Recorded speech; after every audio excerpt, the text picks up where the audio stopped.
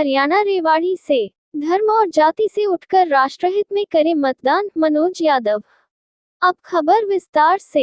कोसली विधानसभा क्षेत्र से युवा नेता और मेडिकल लेबोरेटरी साइंस के राष्ट्रीय अध्यक्ष मनोज यादव ने देशवासियों और क्षेत्रवासियों से अपील करते हुए कहा कि लोगों को धर्म और जाति से ऊपर उठकर मतदान करना चाहिए।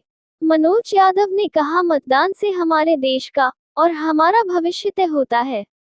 मतदान किसी भी लोकतांत्रिक देश की आत्मा होती है। इससे न केवल राष्ट्र को मजबूती मिलती है, बल्कि जनता को उनका हक भी प्राप्त होता है। मनोज यादव एक युवा नेता के साथ साथ राष्ट्र समर्पित सोच के व्यक्तित्व है। मनोज यादव का न केवल कोसली बल्कि झज्जर जिले में भी अपना खासा प्रभाव है। मनोज यादव युवाओं का जोश और बुजुर्गों के अनुभव को साथ लेकर चलने वाले युवा नेता है। Manoj Yadav medical laboratory science के राष्ट्रीय अध्यक्ष भी है। मनोज यादव ने जनता से अपील करते हुए कहा कि चुनाव हमारे राष्ट्र का गौरव है। हमें मतदान अवश्य करना चाहिए और राष्ट्र निर्माण में अपना योगदान देना चाहिए। मनोज यादव ने जनता से अपील करते कहा कि हमें ऐसे नेता और पार्टियों से बचना चाहिए जो जाति और धर्म के नाम पर बातती हो। हमें अपना मतदान राष्ट्रीय हित में और देश की मजबूती के लिए करना चाहिए। मनोज यादव ने सभी देशवासियों से मतदान अवश्य करने की अपील भी की। हरियाणा रेवाड़ी से आदर्श शर्मा की रिपोर्ट, न्यूज़ अवीपी से। Manoj Yadav, national president medical laboratory sciences. तो लोकसभा चुनाव चल रहे हैं, अंतिम दौर में है। अगर रोहतक लोकसभा क्षेत्र की बात कर ले तो किस तरह आप इस इलेक्शन को देख रहे हैं?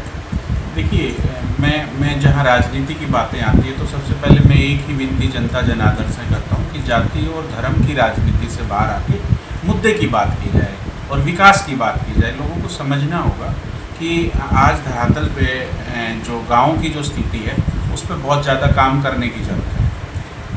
तो जो है लोगों से यही अपील है कि हमने जो देखा है, मैं ये पार्टी विशेषता की बात नहीं कर रहा हूँ भाई, मैं सीधा सीधा कह रहा हूँ कि जो कांग्रेस के टाइम पे जो काम हुए हैं गांव के अंदर, उतना काम बीजेपी में नहीं हुआ है। और मोदी नाम की रोटी जो खा रहे हैं लोग, वो ज़्यादा दिन चलने वाली नहीं है।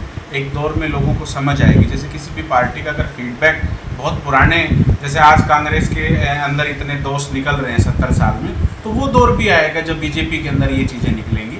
तो मेरा जनता से यही है कि जाति और धर्म की राजनीति से बाहर आके ऐसे आदमी को वोट दे जो वाकई में विकास की डोर को हाथ में लेके चले और लोकल जो समस्याएं हैं, गांव की जो समस्याएं हैं, चाहे वो चिकित्सा की समस्याएं हैं, चाहे गांव के विकास को लेके हैं, स्कूलों को है, तो इन चीज़ों पे काम करने वाले सांसद की जरूरत है। और ये मैं समझता हूँ कि कांग्रेस टाइम में यहाँ पे विकास हुआ है। तो आप कांग्रेस की बात कर रहे हैं, तमाम भाजपा नेता यहाँ आ रहे हैं, वो कहते हैं कि कांग्रेस का जो शासनकाल था 2004 से 2014 तक, उन्होंने कहा है कि दक्षिणी हरियाणा से भेदभाव किया है कांग्रेस शासन ने।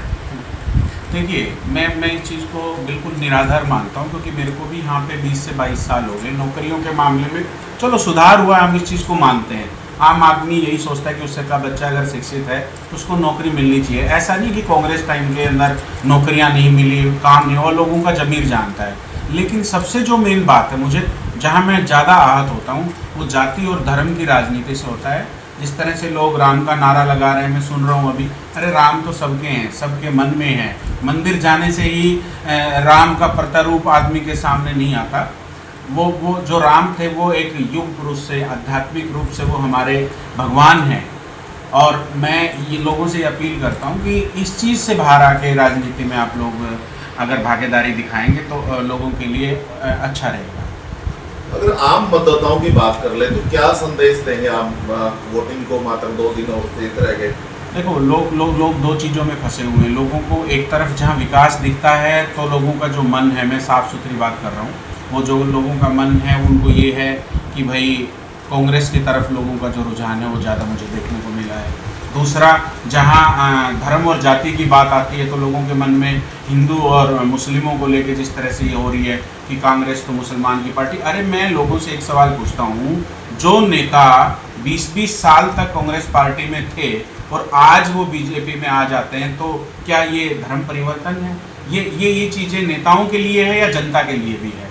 तो जाति और धर्म को छोड़ के हम काम की बात करें, जो धरातल पे काम की जरूरत है, वहाँ मैं ज़्यादा विश्वास जताने की बात करूँगा। तो साहब एक लास्ट पर्सन, अगर आज की बात कर लें तो यहाँ गडकरी जी आ रहे हैं और दिग्गज नेता हमारे हैं, राव इंद्रजीत सिंह जी हैं, विधायक जी हैं कौसड़ी के, वो एक जनसभा कर रहे हैं, तो क्या लगता है कि इससे कोई विशेष प्रभाव पड़ेगा? अंतिम दौर है। देखिए ऐसा नहीं है, लोग बिल्कुल समझ गए हैं। अरविंद शर्मा जी ने कोई काम नहीं किया, ये सच्चाई है। वो अपने दिल पे हाथ रख के अगर ये बातें करेंगे तो अरविंद शर्मा जी ने धरातल पे कोई काम नहीं किया। मैं खुद ही बहुत झज्जर ज़िले से बिलोंग करता हूँ, उनका कोई ऐसा प्रोजेक्ट नहीं था, और कुछ जिन प्रोजेक्टों पे काम हुआ भी है तो कांग्रेस के टाइम के प्रोजेक्ट हैं। तो मुझे नहीं लगता कि विकास कर पाएंगे, और झूठी वाहवाही लोगों को समझनी पड़ेगी। अगर अरविंद यादव की बात कर रहे हैं तो काफ़ी प्रोजेक्ट उंगलियों पर गिनाते हैं, वो 19 बड़े प्रोजेक्ट लेके आए हैं क्षेत्र। नहीं, ऐसा कोई प्रोजेक्ट नहीं है। तीसरी बार भी एम्स का जो आया है, हम इससे बहुत खुश हैं। एम्स की हरिद्वार को जरूरत थी, लेकिन ये भी बहुत तनातनी में और राजनीतिक जुमला बना के ये सारा जो संघर्ष जो लोगों ने किया है वो एम्स संघर्ष समिति की देन है, ना कि किसी व्यक्ति विशेषता की देन है। मैं आपको बता दूं, अगर एम्स नहीं आता तो हो सकता है कि बीजेपी को अहिरवाल के अंदर झटका लग सकता था।